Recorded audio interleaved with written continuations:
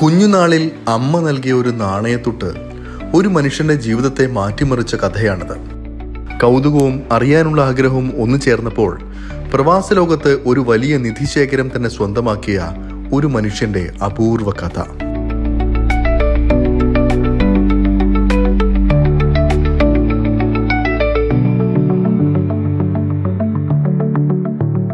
ഇത് മലപ്പുറം സ്വദേശി കാടമ്പോട്ട് കോവിലകം ഉദയവർമ്മൻ ഉണ്ണി.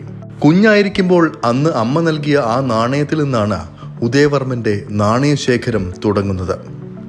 പഴയ നാണയമാണിതെന്നും അതിൻ്റെ പുറകിലുള്ള പല കഥകളും അമ്മ അന്ന് പറഞ്ഞു നൽകിയത് ആ കുഞ്ഞു മനസ്സിൽ ആഴത്തിൽ പതിഞ്ഞു.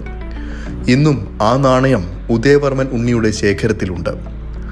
ആ നാണയം കയ്യിൽ വന്ന ശേഷം ഇത്തരം കുഞ്ഞു വസ്തുക്കൾ ശേഖരിക്കുന്നതിൽ വലിയ സന്തോഷം കണ്ടെത്താനും ആരംഭിച്ചു.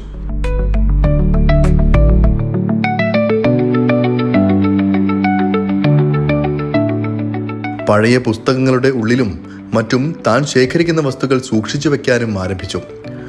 കാണുന്നിടത്തു നിന്നെല്ലാം ഇത്തരം അമൂല്യ വസ്തുക്കൾ ശേഖരിക്കുന്നതും ശീലമായി. പഠനത്തോടൊപ്പം ആരും അറിയാതെ തൻ്റെ നിധിശേഖരത്തെയും മുന്നോട്ട് കൊണ്ടുപോയി. പഠനശേഷം കുറച്ച് നാട്ടിൽ ജോലി ചെയ്തുവെങ്കിലും വൈകാതെ ജീവിതം പ്രവാസ ലോകത്തേക്ക് പറിച്ചു നട്ടു. പക്ഷേ അപ്പോഴും ഉദയവർമ്മൻ ഉണ്ണിയുടെ മനസ്സിൽ ഇത്തരം കുഞ്ഞു നാണയങ്ങളോടുള്ള ഇഷ്ടം മായാതെ കിടന്നിരുന്നു. ചെറുപ്പത്തിൽ എൻ്റെ അമ്മ എനിക്കൊരു കോയിൻ തന്നിട്ടുണ്ട്. അത് സ്റ്റിൽ അതിലുണ്ടത്. ഒരു ഇത് തന്നിട്ടുണ്ട്, കൊട്ടനുറുപ്പിക. അതിപ്പോഴും എൻ്റെ അടുത്തുണ്ട്. ആദ്യത്തെ അത് ബുക്ക്. പിന്നെ അന്ന് പണ്ടൊക്കെ ബുക്കിൻ്റെ ഉള്ളിൽ പൈസ വയ്ക്കുന്ന ഒരു ഹാബിറ്റ് ഉണ്ടാകും. ചെറിയ നമ്മൾ റിലീജിയസ് ബുക്കിലോ അല്ലാന്നുണ്ടെങ്കിൽ ഈവൻ എന്തൊരു ബുക്ക് കിട്ടിയിട്ടുണ്ടെങ്കിലും അതിൻ്റെ ഉള്ളിൽ നോട്ടൊക്കെ മാറ്റി വയ്ക്കും. അങ്ങനെയൊക്കെ ഒരു ഹാബിറ്റ് കുറച്ചൊക്കെ മുമ്പിൽ ഡെവലപ്പ് ചെയ്തിട്ടുണ്ടായിരുന്നു. ദുബായിലെത്തിയപ്പോൾ പല രാജ്യങ്ങളിലെ ആളുകളുമായി അടുത്തിടപഴകാനുള്ള സാഹചര്യം ഉണ്ണിക്ക് തൻ്റെ ഇഷ്ടത്തെ വളർത്താനുള്ള അവസരമായി കൂടെ കണ്ടു. ഓരോ രാജ്യക്കാരോടും അവരുടെ നാടുകളിലെ അപൂർവ നാണയങ്ങളും നോട്ടുകളെ പറ്റിയും അറിയാനും പഠിക്കാനും അവർ മുഖേന സ്വന്തമാക്കാനും ആരംഭിച്ചു. സ്നേഹത്തോടെ സന്തോഷത്തോടെ അവർ അത് നൽകുകയും ചെയ്തു. ആ ഇടയ്ക്കാണ് ദുബായിൽ ഗ്ലോബൽ വില്ലേജ് പ്രദർശനത്തിന് തുടക്കമായത്. ഉണ്ണിക്ക് അതൊരു വലിയ അനുഗ്രഹമായി. പല രാജ്യങ്ങളിലെ ആളുകളെ ഒരേ സ്ഥലത്ത് നേരിട്ട് കാണാനും പരിചയപ്പെടാനുമുള്ള അവസരം തൻ്റെ ഇഷ്ടം ആളുകളെ അറിയിക്കാനും തൻ്റെ ശേഖരത്തിലേക്ക് ആവശ്യമുള്ളവ എത്തിക്കാനും ഗ്ലോബൽ വില്ലേജിന്റെ ഓരോ സീസണും ഈ പ്രവാസിയെ കുറച്ചൊന്നുമല്ല സഹായിച്ചത്. അന്ന് ഒരുമിച്ച് ജോലി ചെയ്തിരുന്ന സഹപ്രവർത്തകരും ഉണ്ണിയുടെ ഇഷ്ടത്തിന് ഒപ്പം നിന്നു.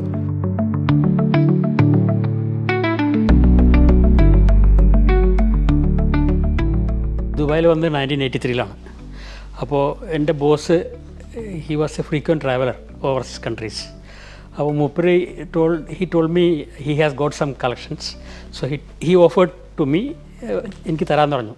അപ്പോൾ ജസ്റ്റ് ഓൺലി മൂപ്പര് എന്താ ഉദ്ദേശിച്ച് ഞാൻ കളക്ട് ചെയ്തിട്ട് മൂപ്പർക്ക് തിരിച്ചു കൊടുക്കുന്നത്. പിന്നെ പറഞ്ഞു വേണ്ട, you keep it with you അങ്ങനെ ഉണ്ടായത്. പിന്നെ അങ്ങനെ ഷോപ്പിംഗ് ഫെസ്റ്റിവൽ വന്നപ്പോൾ 1996 ഫസ്റ്റ് ഷോപ്പിംഗ് ഫെസ്റ്റിവൽ വന്നപ്പോൾ I think it is 1996 shopping festival Shindagha ടണലിലായിരുന്നു ഫസ്റ്റ് എക്സിബിഷൻ ഷോപ്പിംഗ് ഫെസ്റ്റിവലിൻ്റെ നടന്നത്. ഷിൻഡാഗ ടണലിൽ. അപ്പോൾ ഞാൻ അവിടെ പോയിരുന്നു. അവിടെ പോയപ്പോൾ ഇങ്ങനെ പലതും കണ്ടു. അങ്ങനെ കണ്ടിട്ട് അപ്പോൾ എൻ്റെ കയ്യിലുണ്ടായിരുന്നു. ഞാൻ പറഞ്ഞു എൻ്റെ അടുത്തും കുറച്ച് കളക്ഷൻ ഉണ്ടെന്ന് പറഞ്ഞു. അപ്പോൾ ഫസ്റ്റ് എനിക്കൊരു ഇത് കിട്ടിയത് ഒരു ബൂസ്റ്റ് കിട്ടിയത് ഒരു സ്വിസ് നാഷണാലിറ്റീനെ കണ്ടു. ഇപ്പോഴാണ് ഈ ഷോപ്പിംഗ് ഫെസ്റ്റിവലിന് ശേഷമാണ് ആക്ച്വലി അത് കൂടുതൽ എക്സ്പോസ് ആയത്. അതിന് മുമ്പ് എക്സ്പോസ് ആയിട്ടില്ല. കാരണം അതുവരെ ഇറ്റ് വാസ് മൈ പ്രൈവറ്റ്. അങ്ങനെ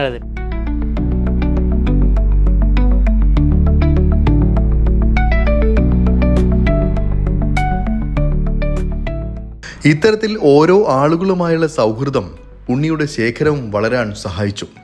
വെറുതെ ഓരോ നാണയവും ശേഖരിച്ചു വെക്കുന്നതല്ല ഇദ്ദേഹത്തിൻ്റെ രീതി. ഓരോ നാണയത്തിൻ്റെയും ചരിത്രപരമായ പ്രാധാന്യം ഉൾപ്പെടെ മനസ്സിലാക്കിയാണ് ശേഖരിക്കുക. ഇന്ത്യയുടെ പഴയ പല നാട്ടുരാജ്യങ്ങളിലെയും നാണയങ്ങളും ഗ്രീക്ക്, അറബ്, റോമൻ നാണയങ്ങളും ഈ ശേഖരത്തിലുണ്ട്. Fascination, of course, it is from Indian coins and also that Arab coins, Arab or Urdu coins. Tipu സുൽത്താൻ്റെ ഇറയിലത്തെ എന്ന് പറഞ്ഞിട്ടുണ്ട്. That is dating back to 16th century. 16th century എന്ന് പറഞ്ഞാൽ it is starting from 16th century. Yes, ആ ടൈമിലത്തെയാണ് അത് കൂടുതലുള്ളത്. It is a combination. 142 കൺട്രീസിൻ്റെ അതിൽ 142 രാജ്യങ്ങളിലുണ്ടായില്ല. അത് കൂടുതലുള്ളതും ഇപ്പോൾ നമ്മൾ കണ്ടില്ല, ആ കോയിനൊക്കെ കണ്ടില്ലേ, അതൊക്കെ ഇന്ത്യൻ കോയിൻസ്. പിന്നുള്ളത് എല്ലാ കൺട്രീസും ഉണ്ട്. യൂറോപ്പുണ്ട്, ഈ ഫാർ ഈസ്റ്റ് ഉണ്ട്, പിന്നെ മിഡിൽ ഈസ്റ്റ് ഉണ്ട്, അമേരിക്കൻ കൺട്രീസ് ഉണ്ട്, നോർത്ത് അമേരിക്ക ഉണ്ട്, എല്ലാം ഉണ്ട്.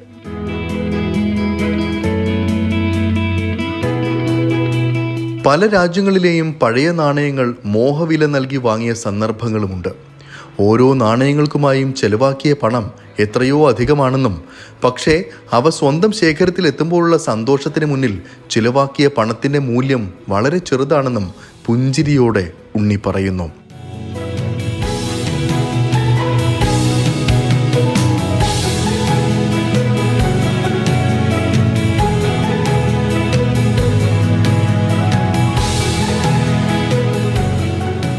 ഷോപ്പിംഗ് ഫെസ്റ്റിവലിൽ ഗ്ലോബൽ വില്ലേജിൽ പോയ ഒരു പ്രാവശ്യം ഗ്ലോബൽ വില്ലേജ് ഞങ്ങൾ പോയപ്പോൾ ഗ്ലോബൽ വില്ലേജിൽ പല കൺട്രീസ് ഉണ്ടല്ലോ അന്ന്. അപ്പോൾ അങ്ങനെ ഓരോരുത്തരോടും ഞങ്ങൾ ചോദിച്ച് വാങ്ങിയിട്ടുണ്ടായിരുന്നു. അവരുടെ അടുത്തുണ്ടോ വെച്ചാൽ നെക്സ്റ്റ് ഇയർ തരാമെന്ന് പറയും, ചിലർ കോൺടാക്ട് നമ്പർ തരും. എന്നിട്ട് അവരെ ഞാൻ ആ ടൈമിൽ റിമൈൻഡ് ചെയ്യും. അങ്ങനെയൊക്കെ പറഞ്ഞിട്ട് അത് ഈജിപ്തിനൊക്കെ കിട്ടിയ കുറച്ച് കോയിൻസ് ഉണ്ടായില്ലേ, ഇപ്പോൾ നമ്മളെ കളക്ഷനിലുണ്ട്. അങ്ങനെ ഒരു ഈജിപ്ഷ്യൻ തന്നൊരു കുറച്ച് കോയിൻസ് ഉണ്ടായി. ഞാൻ അതിന് കൊടുത്തിട്ടാണ്, പൈസ കൊടുത്തിട്ടാണ് വാങ്ങിയത്. അപ്പോൾ മൂപ്പര് വന്ന് വിളിച്ചപ്പോൾ മൂപ്പര് പറഞ്ഞു, ഓക്കെ ഞാൻ next year I will bring it എന്ന് പറഞ്ഞിട്ട് ഞാൻ next year I reminded him to bring it. എന്നിട്ട് മൂപ്പര് തന്നായിട്ട് ഓർക്കട്ടെ.